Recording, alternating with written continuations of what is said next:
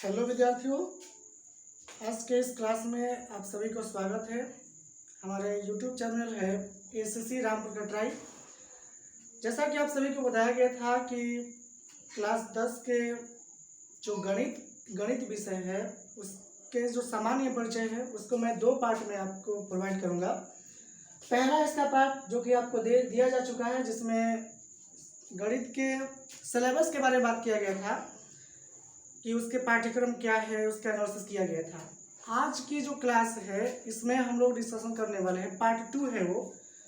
Discussion करने वाले हैं पेपर एनालिसिस, यानी जो आपका एग्जामिनेशन होता है वो उसमें पेपर जो होते हैं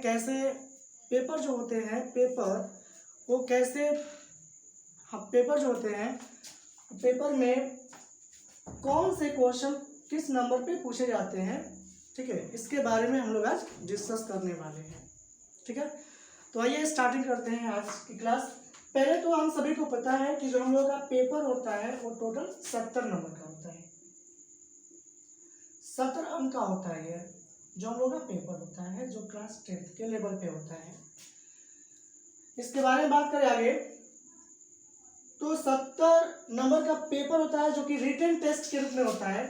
टोटल मैं बात करूं कि कितना हम लोग को अंक मिलता है तो टोटल 100 अंक का होता है।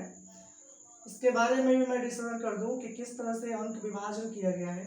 तो 100 नंबर का टोटल टेस्ट 100 होता है और इसको दो रूपों में लिखा गया। मतलब एक जो होता है 70 नंबर का रिटन टेस्ट होता है, लिखित परीक्षा होती है आपकी, जो हम लोगों को परीक्षा में जो बैठ करके लिखना पड़ता है, इसको खुद से लिखित परीक्षा होती है।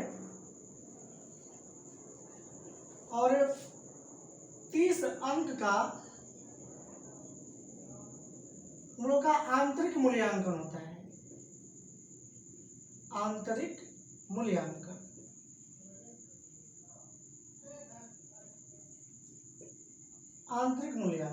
इसका मतलब ये जानते हैं क्या होता है?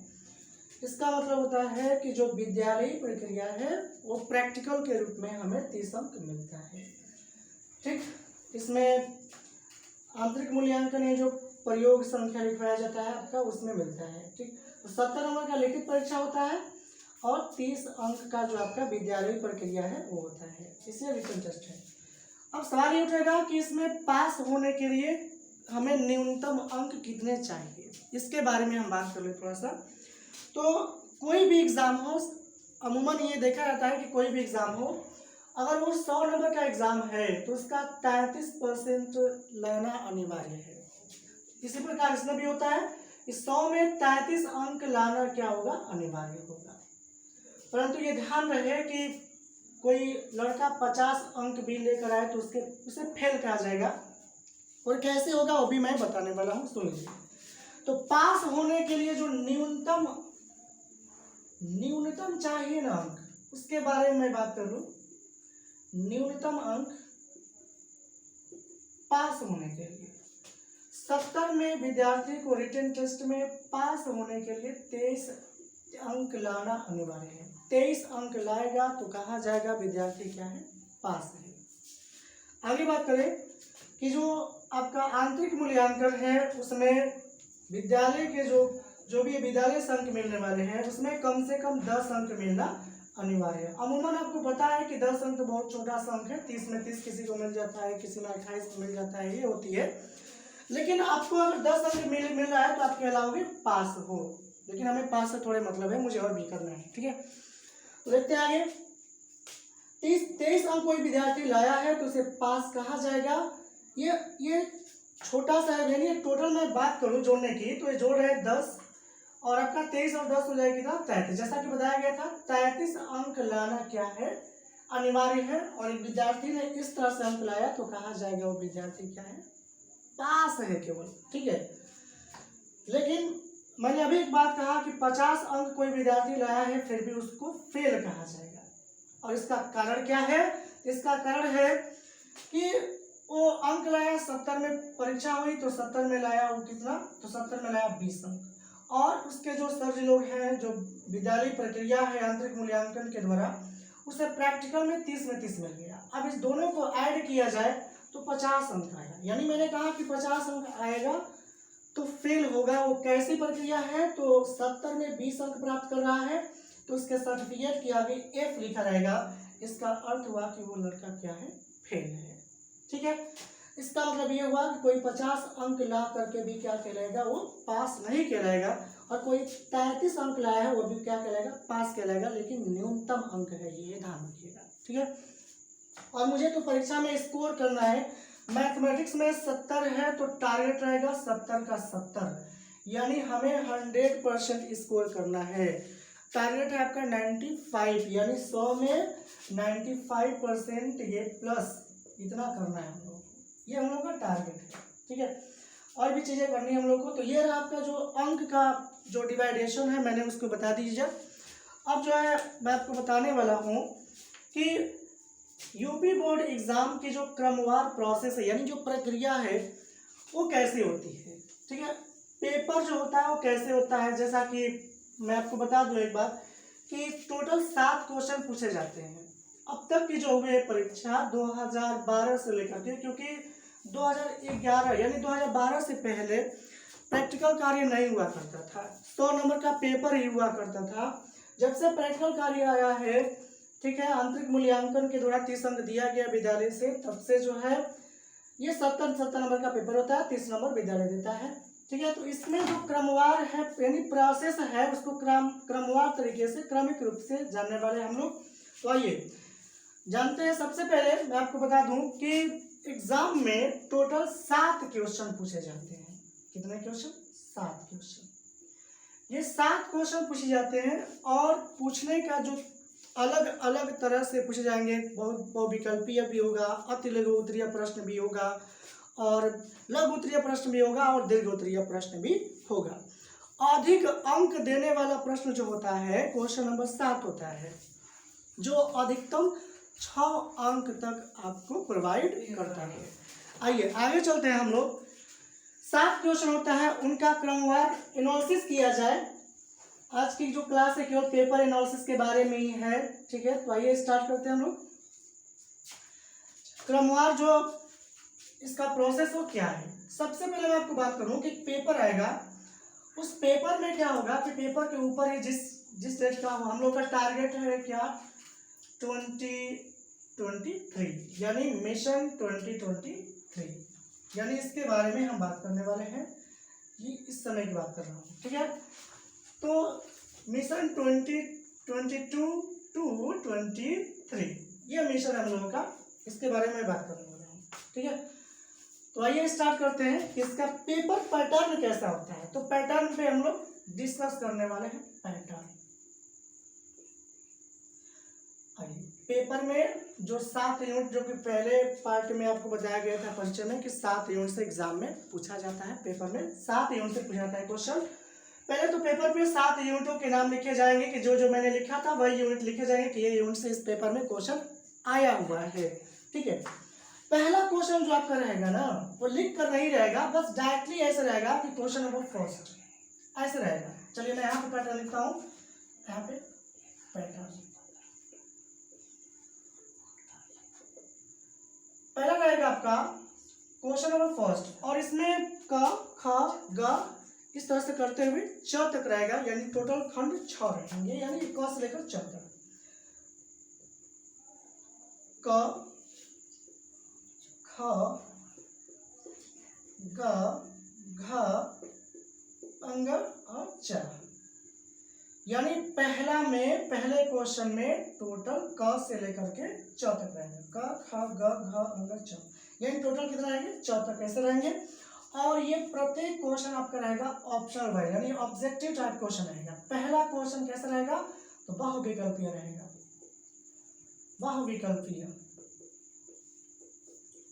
बहुविकल्पीय प्रश्न रहेगा। प्रत्येक प्रश्न आपको 1-1 अंक देगा, यानी पहला क्वेश्चन जो है टोटल कितने हैं? 6 है। इसमें कितने हैं? क से लेकर च तक 6 है। इसके 4 ऑप्शन भी रहेगा, कोई एक सही रहेगा इसमें, यानी बहुविकल्पीय प्रश्न रहेगा। ये आपको 1-1 अंक देगा। ठीक है, 1-1 अंक देगा। इसका मतलब ये हुआ कि पहला क्वेश्चन आपको कितना अंक गेन करेगा? तो 6 अंक करेगा। पहले क्वेश्चन से आपको 6 अंक मिल जाएगा। ठीक है, दूसरे क्वेश्चन की मैं बात करूं तो जो आपका दूसरा क्वेश्चन है वो दूसरा क्वेश्चन में टोटल 4 खंड रहेंगे। चलिए मैं दूसरा क्वेश्चन यहाँ पे लिखता हूँ। दूसरा क्वेश्चन इस तरह से रहेंगे, पहला दूसरा क ख ग घ, 4 क्वेश्चन रहेंगे। ठीक, और दूसरा क्वेश्चन भी आपको एक एक अंक ही रहेगा, परंतु ध्यान रहे कि ये लिखित होगा। मेरा मतलब ये बहुविकल्पीय था, ये रहता है आपका अति लघु उत्तरीय प्रश्न, very short answer type question, अति लघु उत्तरीय प्रश्न। तो अति लघु उत्तरीय प्रश्न में बात करें तो क्वेश्चन नंबर क्या आता है आपका, तो क्वेश्चन नंबर आपका आता है 2, जो कि प्रत्येक एक एक अंक देता है। तो 4 रहता है क से लेकर ख तक, तो आपको टोटल 4 अंक मिलेंगे, 1 2 3 4, यानी ये टोटल कितने हो गए, 4 अंक हो गए। पूरे हमें 70 नंबर का पेपर होता है, उसका एनालिसिस करना है मुझे। उसके बाद तीसरे क्वेश्चन की मैं बात करूं, क्वेश्चन नंबर 3, तो क्वेश्चन नंबर 3 जो आपका आता है ना, वो इसमें भी 4 ही रहता है, क ख ग घ, यानी ऐसे रहेगा। क्वेश्चन रहेगा, इसमें क्वेश्चन रहेगा और ये प्रत्येक 2-2 अंक के रहेंगे। ठीक है, इस तरह से 4 रहेगा, तो 4 गुना के 8, यानी आपको 8 अंक प्राप्त होगा अगर आप क्वेश्चन नंबर 3 को कंप्लीट करते हो, और ये 4 अंक देगा। ठीक है, मैं क्वेश्चन नंबर 4 की बात करूं तो क्वेश्चन नंबर 4 जो है, मैं इसको इरेज करता हूं, उसके बाद से आपको अच्छे से बताता हूँ। चलिए पहले बता ही लेता हूँ, तब अच्छे से लिख दूंगा। क्वेश्चन नंबर 4, ये भी 4 ही रहेगा, क ख ग और घ, प्रत्येक ये भी 2-2 अंक के होंगे, तो 2 चौका हो जाएगा 8, यानी ये भी आपको देता है कितना, 8 अंक देता है एग्जाम में, 8 अंक देता है। ठीक, क्वेश्चन नंबर 5 की बात करूं, क्वेश्चन नंबर 5, तो इसमें भी आपका रहता है कितना, यहां से स्टार्टिंग हो जाता है आपका क्या, लघु उत्तरीय प्रश्न की स्टार्टिंग होती है आपका क्वेश्चन नंबर 3 से। लघु उत्तरीय प्रश्न, लघु उत्तरीय प्रश्न, और ये लघु उत्तरीय प्रश्न का ये फर्स्ट पार्ट है, इसमें देता है इस तरह से। कहां तक, तो ये तीसरा भी और चौथा, ये दोनों क्वेश्चन है आपके लघु उत्तरीय प्रश्न। 5वां जो क्वेश्चन है, यहां से स्टार्टिंग होता है लघु उत्तरीय प्रश्न का सेकेंड पार्ट, लघु उत्तरीय प्रश्न, और इसका आपका सेकेंड पार्ट स्टार्ट हो जाता है। ठीक, इसमें भी 4 रहते हैं, क ख ग घ, और ये प्रत्येक जो है 4-4 अंक के होते हैं, यानी बहुत इंपॉर्टेंट है ये। 4 4 8, 4 3 12, 4 चौका 16, यानी 16 अंक आपको प्राप्त होगा क्वेश्चन नंबर 5 से। इसी प्रकार जब हम चलेंगे आगे तो पढ़ेंगे क्वेश्चन नंबर 6, और क्वेश्चन नंबर जो 6 है, इसमें भी रहता है आपका 4 रहता है, क ख ग और घ, यानी 4 रहता है इसमें खंड, और चारों को करना अनिवार्य भी रहता है, और ये प्रत्येक 4-4 अंक का देता है। ठीक है, तो इस तरह से टोटल ये भी होगा कितना अंक, 16 अंक, यानी क्वेश्चन नंबर 5 और क्वेश्चन नंबर 6 बहुत इंपॉर्टेंट होता है पेपर में, क्योंकि ये 2 क्वेश्चन आपको पास से अधिक लेकर चला जाता है, क्योंकि 33 पर पासिंग होती है, 23 पर पासिंग होती है 70 नंबर के पेपर में, और मात्र ये 2 क्वेश्चन, क्वेश्चन नंबर 5 और क्वेश्चन नंबर 7, ये 16 और 16 मिलाकर के 32 अंक, जो कि 5 से भी अधिक लेकर के आपको चला जाता है। आगे बात करें क्वेश्चन नंबर 7 की, तो क्वेश्चन नंबर 7 में मैं यहाँ पे लिखता हूँ इसको, क्वेश्चन नंबर 7 में आपके रहते हैं, वैसे टोटल तो 2 खंड रहता है, लेकिन क्वेश्चन की बात करें तो 4 क्वेश्चन होता है, जिनमें से 2 करना होता है। पेपर पैटर्न में ऐसे आता है कि 7वां रहेगा, लिखेगा सभी खंड कीजिए, क रहेगा और का में कुछ करेगा, ऐसा लिखा रहेगा। और मैं आपको बता दूं कि क्वेश्चन नंबर 7 जो है, ये दीर्घ उत्तरीय प्रश्न के रूप में आते हैं, यानी बड़े प्रश्न, यानी बड़े अंक वाले। ठीक है, दीर्घ उत्तरीय प्रश्न। ठीक है, और इसमें 7वें का क लिखा रहेगा, कुछ क्वेश्चन लिखे रहेंगे। अगर आपको आता है तो ठीक है, नहीं तो एक ऑप्शन देता है अथवा करके, और इसमें भी कुछ लिखे रहते हैं। तो आता है तो ठीक है, नहीं आता है तो 7वां की क का अथवा लिखना पड़ता है और उसे आप लिख सकते हो, ठीक है। और इसी तरह से इसका दूसरा खंड होता है आपका ख। आता है तो ठीक है ख, और नहीं आता है तो एक बार ऑप्शन देता है अथवा, ठीक है। और मैं इसके बारे में बात करूं तो ये 6 अंक का देता है, ये भी कितना अंक, 6 अंक का, यानी टोटल आपका हो गया कितना, ये 12 अंक का। यानी दीर्घ उत्तरीय प्रश्न की बात करें तो 2 क्वेश्चन करना होता है, 4 देता है, 2 क्वेश्चन करना होता है, और ये आपका अंतिम होता है, इस पेपर का अंतिम क्वेश्चन होता है, क्वेश्चन नंबर 7। इसमें दो खंड होता है, क और ख, ठीक है, जिनमें से 2 ही क्वेश्चन करने होते हैं, ठीक है। 4 क्वेश्चन होते हैं, 2 ही क्वेश्चन करने होते हैं। ये आपका पेपर एनालिसिस के बारे में हो गया। मैं इसको अच्छे से एक बार लिख देता हूँ, मैं एक बार और आपको मिटा कर अच्छे से बताया था, इसको सुनिएगा।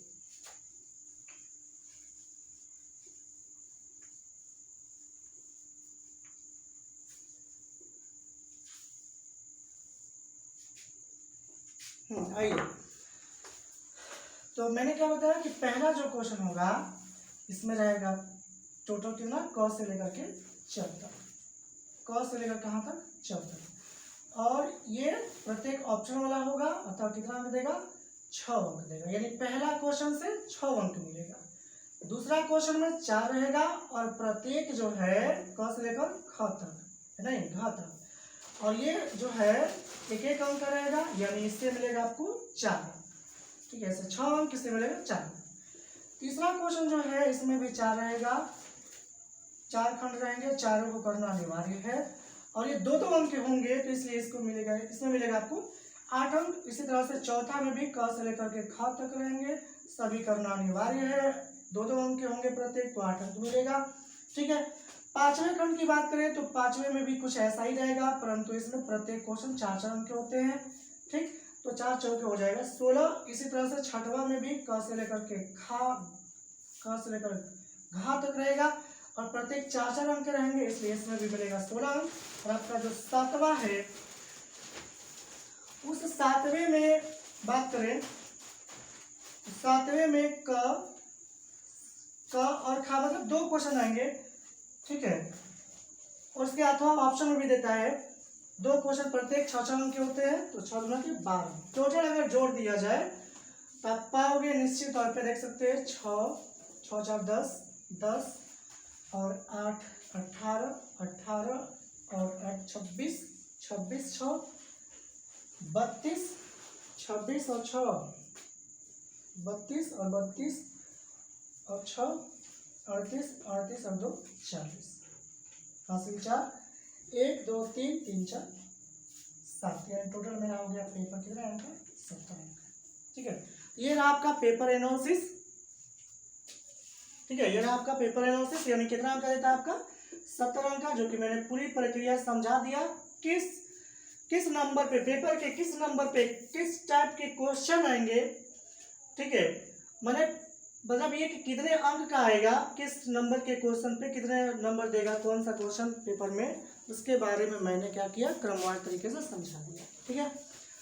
अब जो है हम लोग अब इसको प्रॉपर तरीके से हम लोग स्टार्ट करने वाले हैं अब, ठीक है। मतलब अगला जब वीडियो आएगा तो इसमें आपको यही देखने को मिलेगा कि पहला चैप्टर, यानी नाम है उसका वास्तविक संख्याएं, इसको हम लोग पढ़ेंगे, ठीक। तो आप लोग तैयार हो जाइए, यूपी बोर्ड जो क्लास 10 है उसकी तैयारी के लिए, खासतौर पे पहले आपको मिलेगा गणित की पूरी तरह से, जितने भी प्रॉपर तरीके से चलेगा, ये जितने भी होगा कंटेंट्स दिए जाएंगे जितने हो सके बेहतर हम लोगों से, ठीक। ऑफलाइन की बात करें तो बात किया जाए तो ऐसा नहीं कि एक्सपीरियंस नहीं है, एक्सपीरियंस की बात करें तो टोटल हमें लग रहा है कि 7 से 8 वर्षों का, मतलब यहाँ पे अनुभव की मैं बात करूँ, एक्सपीरियंस की बात करें तो अनुभव है, ठीक। तो उसका लाभ आपको मिलने वाला है, और इस वीडियो की सहायता से हम, ये वीडियो बनाने का मकसद ये नहीं रहा कि हम लोग यूट्यूबर बनना चाहते हैं, ऐसा कुछ भी नहीं है, सिर्फ ये इसलिए मैं दे रहा हूँ ताकि जो ज़रूरतमंद है, मतलब जिनको चाहिए कि कुछ ऐसा मिल जाए, फ्री में मिल जाए, ठीक, और अच्छा हो क्वालिटी, तो उनको, मतलब जिनको आगे बढ़ना है, ठीक है, कुछ और करना है तो मैं चाहूँगा भी इसमें वीडियो में कि उन क्वेश्चनों को भी लेकर आऊँ जो कॉम्पिटिटिव एग्ज़ाम में पूछते हों, ऐसी बातों को भी रखूँ, ठीक है, जो कॉम्पिटिटिव एग्ज़ाम को तैयारी करने के लिए बाध्य करे, ठीक है। और आप लोगों को भी जो करना हो, जो भी राय होगा इस कमेंट बॉक्स में कमेंट करके भेजिएगा। अगर मौका मिलेगा, वैसे मौका तो है ही आपके लिए, आपका आंसर दिया जाएगा, ठीक है। तो आज के लिए बस इतना ही, पेपर एनालिसिस था ये, ठीक है, धन्यवाद।